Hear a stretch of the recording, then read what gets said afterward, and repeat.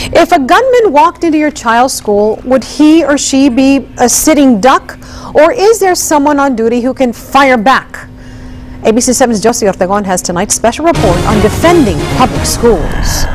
So I said to them, I need you to know that I love you all very much and that it's going to be okay, because I thought that was the last thing they were ever going to hear. I thought we were all going to die. The Sandy Hook massacre sparked a nationwide conversation on school safety. Was there any way to stop a gunman from shooting and killing 26 innocent children and teachers? I do know after the Sandy Hook incident, everything kind of raised. Everything raised.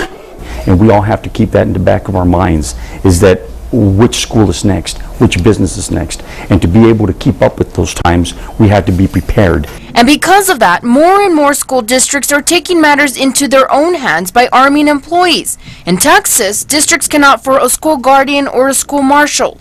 A school guardian is a district employee with a concealed carry permit who's allowed to carry a weapon at all times. No psychological evaluation or specialized tactical training is required. A school marshal is also a district employee, but their identity is kept secret. They must be screened and complete an 80-hour training program. A marshal's weapon must be locked in a safe. School guardians and school marshals are more common in rural parts of the state, where sometimes it takes law enforcement at least 30 minutes to arrive on scene. But it's a much different story in larger cities like Dallas, Houston, and here in El Paso. Here in El Paso, we're very blessed to know that we have multiple law enforcement organizations available to quickly respond to a situation that may occur.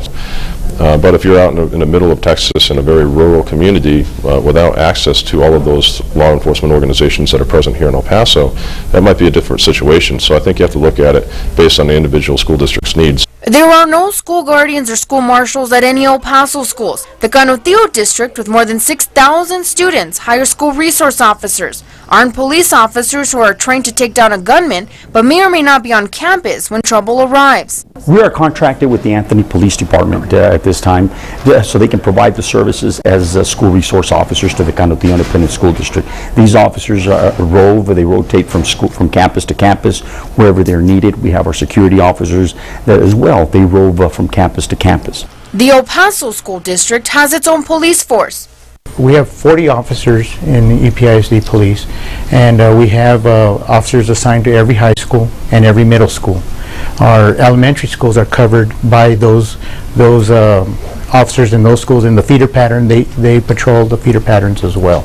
So they are visiting the campuses at all times throughout the week. The Socorro district also has its own force with 34 armed officers, and the Isleta district opts for school resource officers with 7, 1 at every high school. Though school officials say everyone from staff to students and security are fully prepared to respond to an active shooter, they hope it's a day they never have to see. We have to embrace that that's the fabric of society anymore, and we have to plan accordingly, and we have to just be upfront with what we're doing.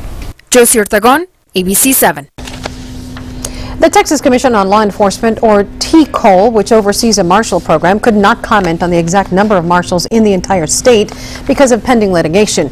To find out about safety at your child's school, including smaller districts in the area, you can find the complete story online along with a slideshow and links at KVIA.com. It's a